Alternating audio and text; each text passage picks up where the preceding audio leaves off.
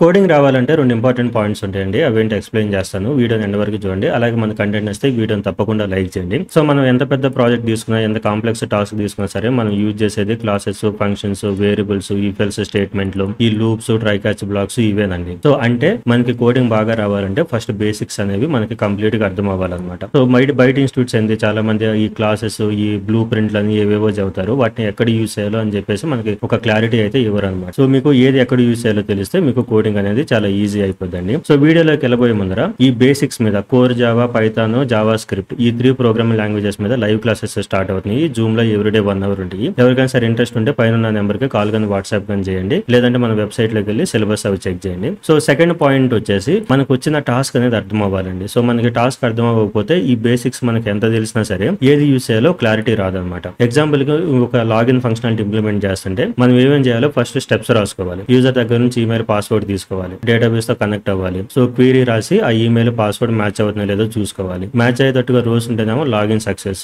లేకపోతే fail. So, అంటే ఇక్కడ ఇఫ్ ఎల్స్ స్టేట్మెంట్లు, డేటా తీసుకుంటాం, ఈమెయిల్, పాస్వర్డ్. సో, అంటే మనకి ఫస్ట్ స్టెప్స్ తెలిస్తే తర్వాత ఈ బేసిక్స్ అనేవి ఇంప్లిమెంట్ చేసి మనం టాస్క్ ని కంప్లీట్ చేయొచ్చు. చాలా ఈజీగా ఉంటుందండి. సో, ప్రాక్టీస్ చేస్తే ఈజీగా వస్తాయి. అసలు భయపడద్దు. థ్యాంక్ యూ అండి.